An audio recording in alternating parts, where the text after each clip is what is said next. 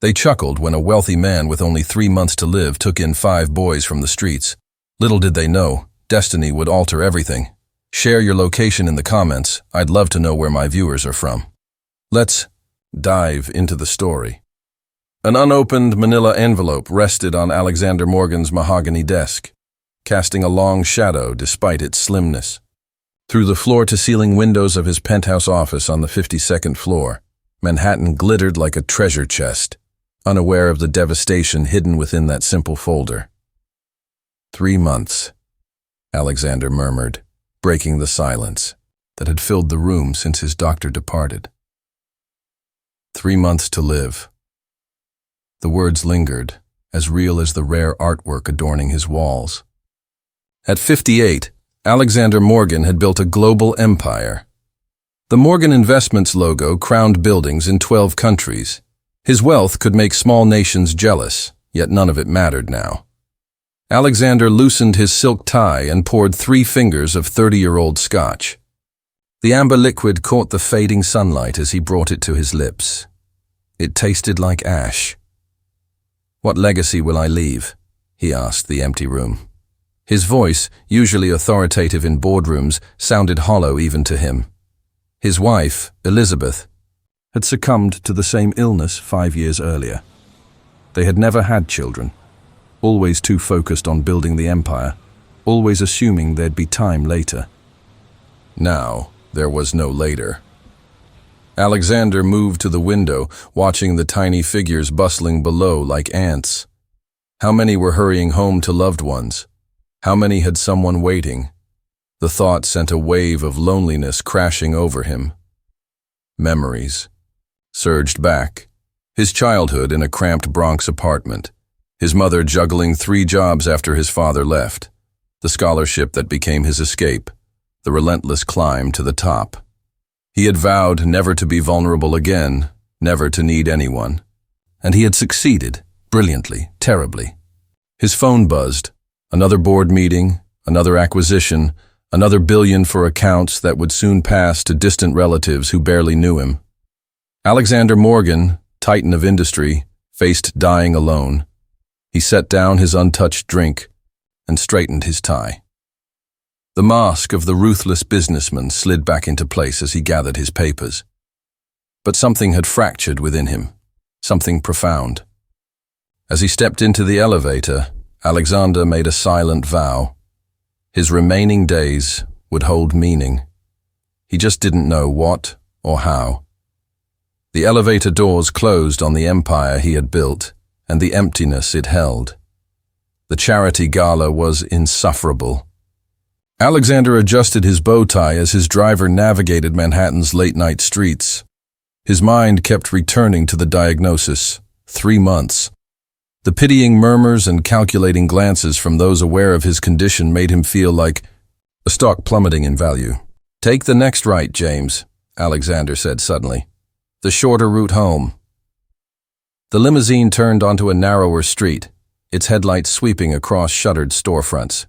As they neared an alley, Alexander caught movement in the shadows.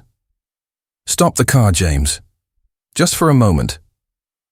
Ignoring his driver's concerned objections, Alexander stepped into the December chill. Snow was forecast before morning. He approached the alley cautiously, his Italian leather shoes clicking on the pavement. 5 huddled figures came into view, boys using cardboard and newspapers as blankets. The oldest couldn't be more than 15, the youngest perhaps 7 or 8. They were instantly alert, like prey sensing danger. "Easy," Alexander said, raising his hands. "I'm not police." The oldest boy stood protectively in front of the others. "We're not doing anything wrong. This is private property, but the owner said we could stay until construction starts." Alexander noticed their organized possessions, neatly arranged. There was an intelligence in their eyes, especially the oldest and youngest. "What are your names?" he asked. Silence. Then the oldest spoke. "I'm Ethan. These are Tyler and Thomas." He gestured to identical boys about 13. "That's Lucas, a thin 11-year-old with artistic hands, and Dylan, the small boy with huge eyes." "Your brothers?" Not by blood, Ethan replied. By circumstance. Something stirred in Alexander, something he thought long gone. An irrational, powerful impulse gripped him. It's going to snow tonight, he said. I have a place nearby. Warm beds, hot food. Suspicion flashed in their eyes. No strings attached, Alexander added. Just for tonight. It's the Christmas season after all. The boys whispered among themselves while Alexander waited, his driver watching incredulously. Finally, Ethan looked up. One night. We stay together. We leave whenever we want. Agreed. 20 minutes later, Alexander Morgan, who had never even owned a pet, watched 5 street boys cautiously enter his penthouse. They stood huddled in the vast living room, awed and terrified by the surrounding luxury. The kitchen is stocked, Alexander said. Bedrooms are down that hall. The bathroom has everything you need. I'll be in my study if you need me. As he turned to leave, the smallest, Dylan, spoke. Why are you doing this? Alexander paused, unable to fully answer.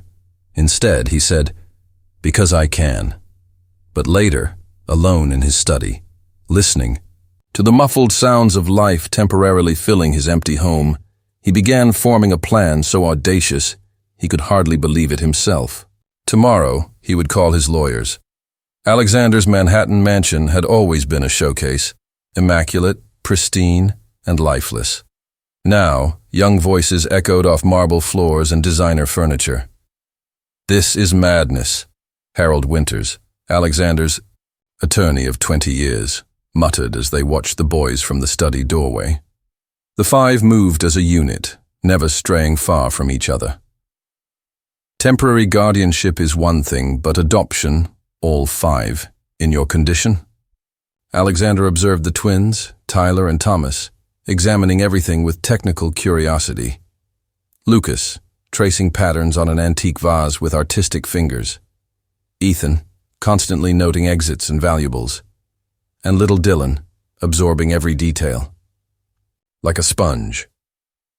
My condition is exactly why, Harold, Alexander replied. Process the paperwork. 3 days in, tensions ran high. The boys broke a priceless vase while roughhousing. Alexander snapped at them harshly. Ethan organized a silent treatment that lasted hours. On the 4th night, Alexander caught Dylan trying to pick the lock to his study. What are you doing? He demanded. The small boy jumped. I wanted to see your books. You could have asked. Dylan's eyes narrowed. Adults don't usually say yes to me. The honesty stunned Alexander. He unlocked the door. Well, I'm saying yes now.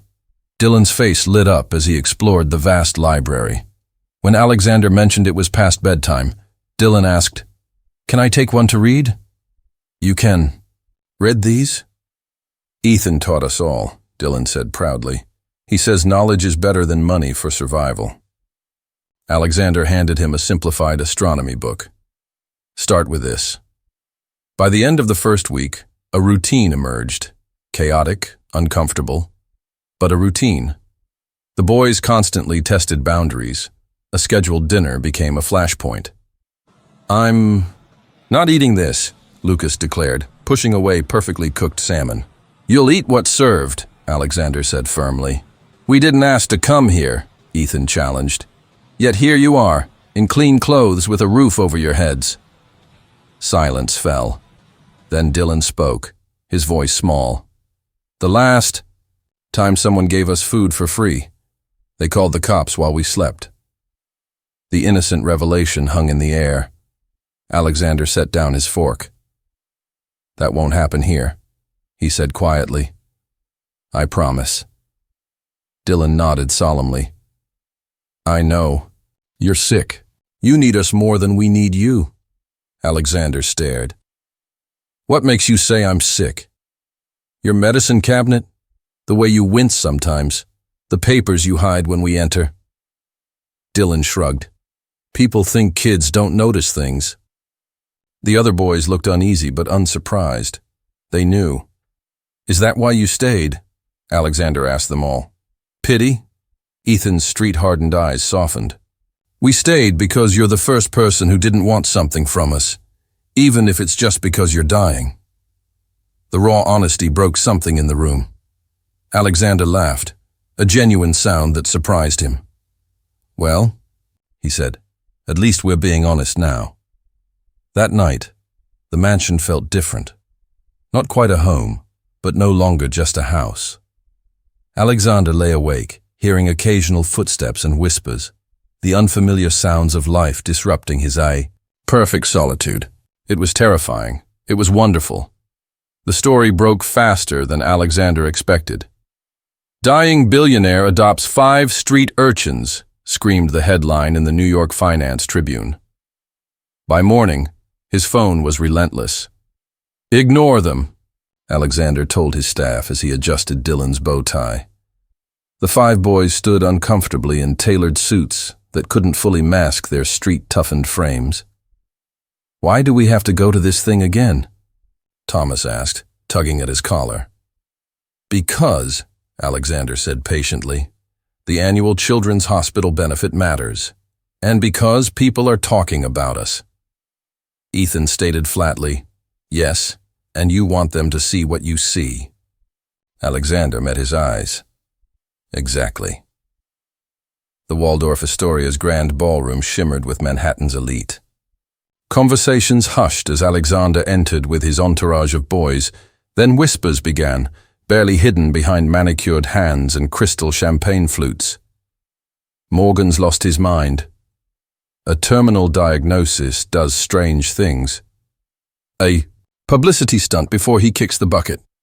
Those animals will tear through his estate. Curtis Lawson, Alexander's chief rival and CEO of Lawson Global, approached with a predatory smile. "Alexander, how generous of you to bring your project tonight." Alexander felt Ethan tense beside him. "They're my sons, Curtis, not a project." Lawson's smile didn't reach his eyes. "Of course. Though one wonders if the Morgan Investments Board shares your paternal enthusiasm, given your health concerns." "My health is my business." "Oh, but a public company's leadership is everyone's business," Lawson countered. He turned to the boys. "And what do you street entrepreneurs think of high finance? Found anything worth pocketing yet?" Before Alexander could intervene, Ethan stepped forward. "Actually, sir, I've studied Mr. Morgan's quarterly reports. Your company's debt-to-equity ratio seems concerning compared to industry standards." Silence fell. Lawson's face darkened. "Watch your tongue, boy. You don't belong here." "Neither does most of your portfolio's performance," Ethan replied coolly. A woman in diamonds gasped. Lawson's hand twitched as if to strike. Alexander stepped between them. "My son has a knack for numbers," he said, emphasizing. "Son, perhaps you should listen," Lawson sneered. "Your sons have a talent for manipulation. Everyone knows what's happening here. You're dying, Morgan, and these gutter rats have convinced you to hand over what you've built." Tyler lunged, only to be restrained by his twin. "Don't talk about him like that." The room went silent, all eyes on them. "I think," Alexander said with deadly calm, "we'll be leaving early. Come, boys." As they walked through the parting crowd, Dylan stopped and turned to Lawson and the gathered elite. "You think we're using him because he's dying," the small boy said clearly. "But you're the ones who left him alone when he got sick." The truth hung like crystal in the air. No one spoke as Alexander guided his new family out of the ballroom. In the limousine, Alexander expected anger or tears. Instead, the boys were quiet until Lucas asked, "Do you care what those people think?" Alexander considered. "I used to, very much. Now." He looked at the 5 fierce, loyal children who had defended him, not his wealth, but him. "I care what you think. All of you." The boys exchanged glances, their silent street-born communication. Ethan spoke for them. Then, "We think it's us against them, and we're not losing." Alexander Morgan was unaccustomed to defeat. The humiliation at the gala ignited a resolve to prove his boys deserved respect, not scorn. "We're hosting a dinner party," he announced over breakfast a week later. Manhattan's most influential will be here. The boys exchanged skeptical looks. Why? Lucas asked, nervously rearranging his silverware. They made it clear they don't like us. Because, Alexander explained, in this world, respect is earned, sometimes by proving people wrong. The next 2 weeks turned the mansion into a training ground. Alexander hired Madame Beaumont, a stern French etiquette coach who marched in with military precision. Back straight, Dylan. Knife on the right, Thomas. One does not reach Tyler. One asks to pass the salt. The boys endured endless lessons on dining, conversation, and social graces. They practiced introductions and memorized guests' backgrounds. Alexander had suits tailored for each, watching with pride as they transformed outwardly. This is pointless, Ethan muttered during their final rehearsal, adjusting his cufflinks. They'll never accept us. It's not about acceptance, Alexander replied, realizing it himself. It's about dignity, showing you belong wherever you choose to be. The night of the dinner arrived. The mansion gleamed, adorned, with exquisite flowers. A world-renowned chef prepared a 7-course meal to impress even the pickiest palates. By 8 hours, only 6 of 30 invited couples had arrived, a calculated insult. Perhaps traffic, the housekeeper suggested, her eyes pitying. The few guests who attended showed clear disdain. Conversation stopped when the boys approached. Questions ignored them, directed solely at Alexander. When Lucas accidentally knocked over a water glass, snickers were barely hidden. The breaking point came during dessert. Regina Whitfield, wife of a hedge fund manager, spilled red wine on Lucas's new suit. "Oh my," she said, unapologetic. "How clumsy of me. But fine fabrics are wasted on those unaccustomed to them." Alexander saw hurt flash across Lucas's face before he masked it with practiced indifference. He overheard Whitfield's husband speaking to another guest. "Morgan's deathbed charity project is quite the spectacle. Wonder how long it'll take these street rats to drain his accounts once he's gone." The room seemed to freeze. Alexander looked at the sneering faces, then at his boys, trying so hard to fit in, to earn a place they shouldn't have to fight for. Something inside the ruthless businessman broke and reformed stronger. He stood, tapping his glass. "Thank you all for coming," he said steadily. "Your presence has been enlightening for my sons and me." Confused glances circulated. "I invited you here thinking we needed your approval, that my boys needed it." He placed a hand on Dylan's shoulder. "I was wrong. Tonight showed me that some of Manhattan's finest suits cover the poorest characters." Gasps rippled through the room. "This dinner is over," Alexander announced. "James will show you out." After the stunned guests left, the 6 Morgans sat in silence at the vast dining table. "Did we fail?" Dylan asked softly. Alexander looked at their dejected faces, feeling a fierce protectiveness. "No," he said firmly. "They failed. They failed to see what I see." "What's that?" Thomas asked. Alexander's voice softened but held certainty. 5 extraordinary boys who survived extraordinary hardships, who deserve extraordinary opportunities. He paused. "And we'll create those opportunities ourselves." For the first time since entering his home, all 5 boys smiled at him simultaneously, a small miracle worth more than any deal he'd ever closed. The mansion transformed. Alexander, who once delegated home matters to staff, immersed himself in creating spaces for his new family. The formal sitting room became a cozy gathering spot with oversized couches. The rarely used kitchen expanded for cooking lessons, attempted by all 6 with varying success.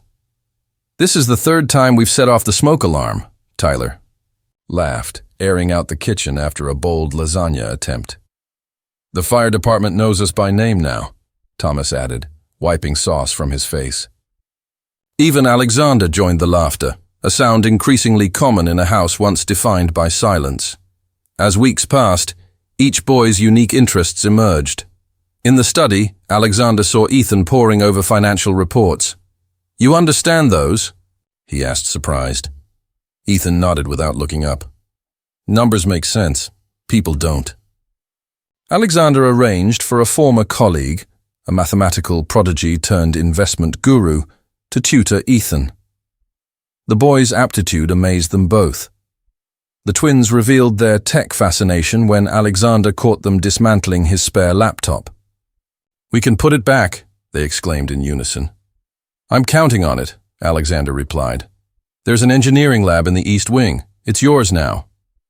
Lucas's artistic talent shone through doodles that turned scrap paper into art.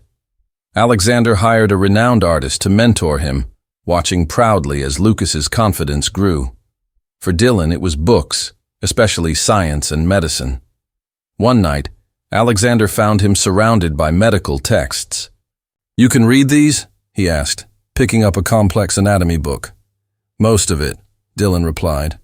"The body's like a machine. If you know the parts, you can fix what's broken." Alexander's eyebrow raised. "Is that so?" Dylan nodded. "Like you. You're broken, but maybe not forever." The innocent comment hit hard. As his health worsened, fatigue growing, pain needing stronger medication, Alexander had begun preparing for the inevitable. His lawyers finalized the adoptions and updated his will to secure the boy's future. But Dylan's words sparked something. That night, Alexander called specialists worldwide. By morning, a team of tutors was assembled for each boy's unique talents. The mansion buzzed with new energy as learning spaces were created and schedules set. "Why are you doing this?" Ethan asked one evening, seeing Alexander review their educational plans despite clear exhaustion. 3 months ago, Alexander had no answer. Now he had 5. "Because time is precious," he said simply, "and I want to give you as much of mine as I can." What he didn't say was how these street-tough boys had awakened something he thought died with his wife. Hope, purpose, a fragile belief he'd found something worth fighting for. Pain kept Alexander awake one night. Seeking water and medication, he froze at hushed voices from the library. At 3 a.m., all 5 boys should have been asleep. Approaching the partially open door, ready to scold them, he stopped. The library was dimly lit, the oak table covered with medical journals, financial reports and diagrams. 5 boys hunched over it all. Alexander's anger rose at the broken curfew, but Dylan's voice halted him. "The treatment protocol needs tweaking. His cancer responds better to this combination." The boy pointed to a medical chart Alexander recognized from his oncologist. "We'd need experimental treatments," Ethan said, scribbling calculations. "Big money, which we can raise with the algorithm," Thomas added, as Tyler nodded. "Market patterns are predictable if you zoom out far enough." Lucas sketched a detailed medical device diagram. "What's going on?" Alexander's voice cut through. 5 heads snapped up, faces frozen in guilt. No one spoke until Ethan stood. "We know how to save you." The missing phone triggered immediate security protocols. The twins activated trackers while Ethan questioned staff with access to the treatment room. "Nothing," Ethan reported, frustrated. "The tracker says it's in the mansion, but we've searched everywhere." "Could it be malfunctioning?" Alexander asked. "Our tech doesn't malfunction," Tyler said confidently. At dawn, Lucas burst in with a tablet. "You need to see this." Footage showed Eleanor entering Alexander's room while he slept, photographing Project Phoenix documents and replacing everything before leaving. "When?" Alexander asked, voice a whisper. "Last night, after her visit," Lucas answered. "There's more," Dylan added. "Someone accessed our treatment protocols from inside the mansion." Alexander closed his eyes. 20 years of loyalty, he thought. Find her. They confronted Eleanor in her Morgan Investments office, calm as ever. Security escorted her to a conference room where Alexander waited. "Why?" he asked. Her professional mask cracked, revealing bitterness. 23 years, Alexander. I gave you my life, and I compensated you generously. Money? She laughed harshly. I wanted recognition, partnership, a place at your side. Then you bring in these street urchins, make them your heirs, give them everything. I worked for. The betrayal stung, but Alexander stayed steady. Who are you working with? Lawson? She smiled coldly. Curtis values loyalty and talent. He's promised me executive vice presidency after the acquisition. And your treatment information proves your mental instability. Dying billionaire. Trusts street kids with experimental treatments. The board will remove you by week's end. Alexander leaned forward. You've miscalculated, Eleanor. These children are more brilliant and loyal than you can grasp. Her confidence wavered. It's too late. Lawson has everything. We'll see, Alexander replied, signaling security. Your employment is terminated. A severance package will follow, contingent on non-disclosure. After she was escorted out, the boys implemented containment protocols. The twins neutralized the security breach, while Ethan assessed the damage. She sent Lawson everything, Ethan said grimly. Treatment protocols, early algorithm designs, our security setup. How bad? Alexander asked. Bad enough, Dylan said. The treatment timeline's compromised. We need to accelerate. Alexander looked at their worried faces, children who should be playing, not fighting espionage and illness. Doubt crept in. Was he selfish, dragging them into this? Lucas spoke, as if reading his mind. Don't think about giving up. We knew the risks, Ethan added. We've faced worse odds on the streets, Thomas said. She made a critical error, Tyler noted. Dylan smiled slightly. She stole incomplete data. We've been working on decoy protocols while developing the real treatment separately. Hope flickered. Then we counterattack, Alexander declared. The next morning, he collapsed. The treatment, stress, and his weakened state overwhelmed him. The boys insisted on a private medical facility over a public hospital to maintain security and continue their protocols. Sir, I strongly advise against this, his physician argued, as Alexander settled into a private wing. Dylan interrupted, holding up blood work. Cancer markers down 18% in 10 days. The doctor stared, disbelieving. That's impossible. Improbable, Dylan corrected. Not impossible. With Alexander incapacitated, Ethan took leadership with maturity beyond his 15 years. We split responsibilities, he told his brothers in Alexander's hospital room. I'll handle Morgan Investments and keep Lawson at bay. Tyler and Thomas secure our digital infrastructure. Lucas manages public perception. Dylan focuses on Alexander's treatment. Ethan, in a suit that couldn't hide his street roots, faced the board plotting Alexander's removal. Mr. Morgan granted me limited power of attorney during his treatment, he announced, presenting legal documents. Any attempt to remove him triggers litigation and freezes executive stock options. The twins fortified digital defenses and refined the algorithm, discovering Lawson's team was distracted by the decoy algorithm. Lucas crafted a public narrative with Alexander's PR team, releasing updates about Alexander's routine treatment and his son's mentorship. Photos of the boys visiting shelters and engaging in outreach countered Lawson's smear campaign. Dylan stayed at Alexander's side, reading journals and consulting vetted specialists. His medical intuition yielded results even skeptical staff couldn't ignore. 1 week in, Alexander awoke to find all 5 boys asleep in his room, surrounded by laptops and half-eaten meals. He smiled. This was family, messy, devoted, relentless. Progress report? He whispered hoarsely. Dylan jerked awake. Alexander, your markers are down 30%. The protocol's working better than expected. Relief lit their tired faces. And Lawson? Alexander asked. Contained for now, Ethan said. He's making moves, but we've countered each one. The board's split. The algorithm? Fully operational, Tyler announced. Enough capital to fund your treatment for years. Public opinion? Shifting our way, Lucas reported. Your community initiatives are gaining traction. People question Lawson's motives. Alexander studied their faces, his reason to fight, his legacy, his family. You've done better than I could have. We learned from the best, Ethan replied.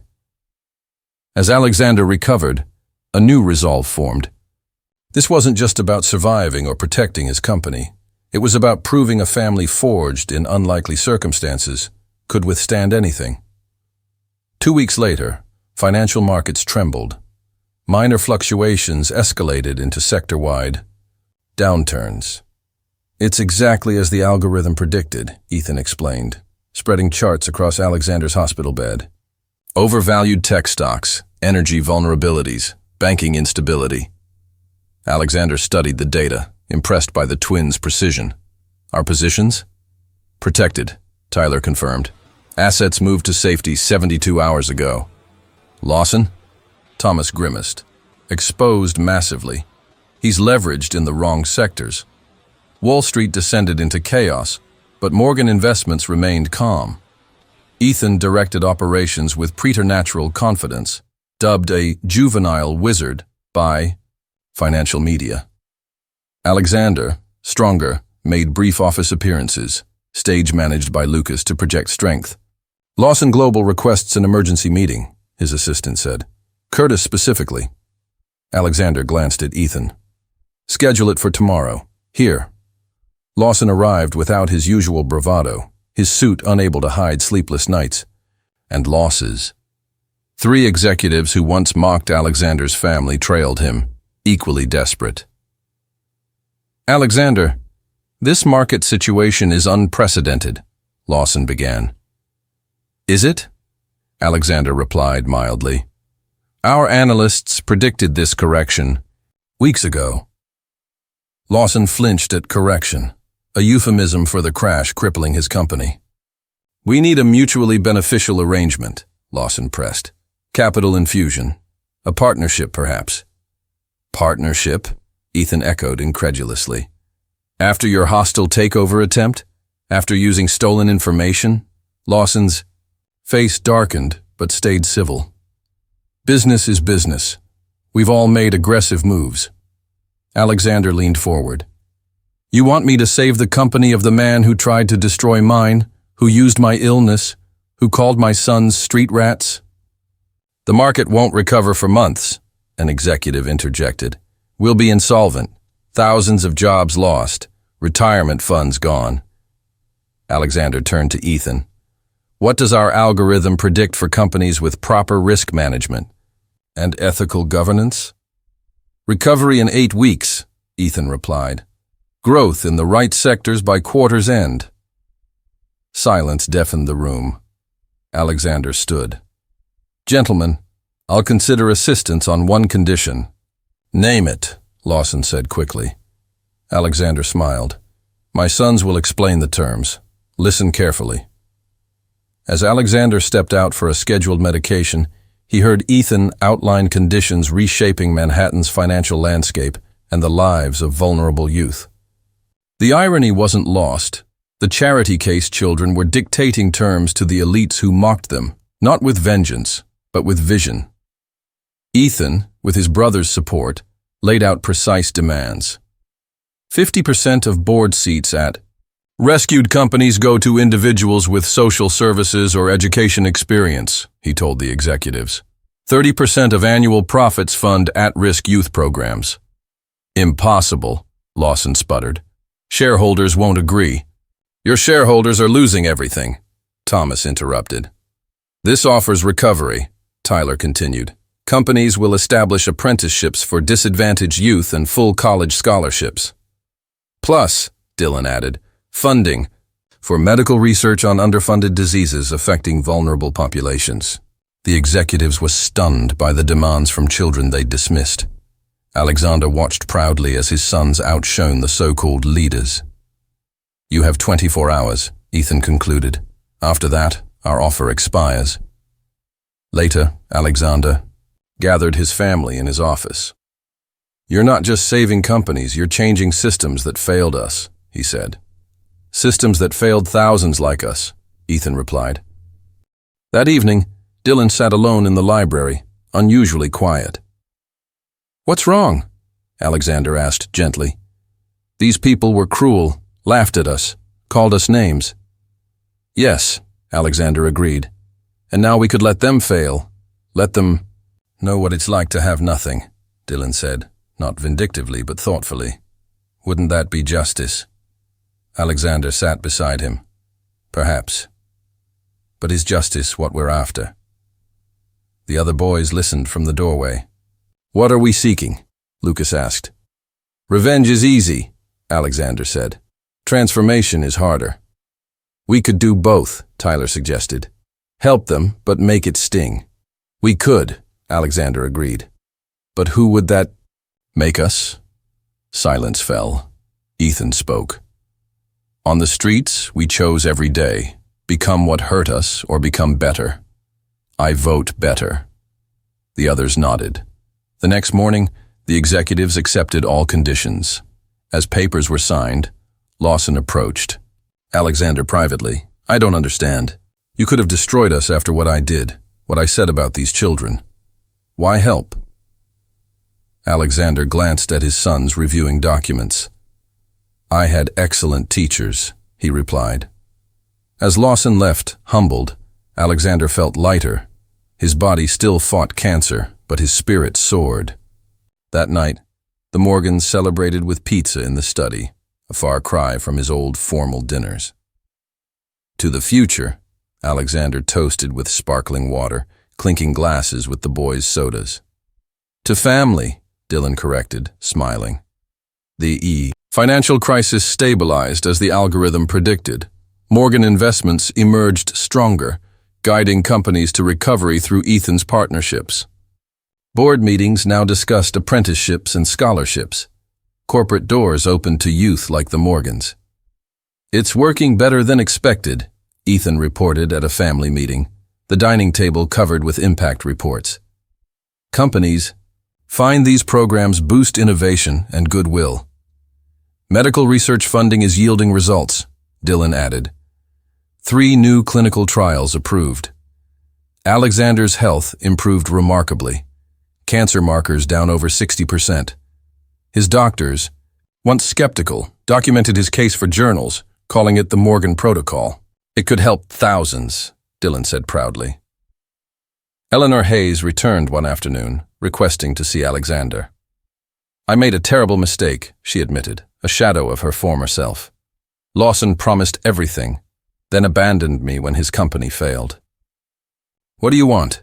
Alexander asked. A chance to make amends, any position. He turned to Ethan. What do you think? Everyone deserves a second chance, Ethan said carefully. But trust is earned. Alexander nodded.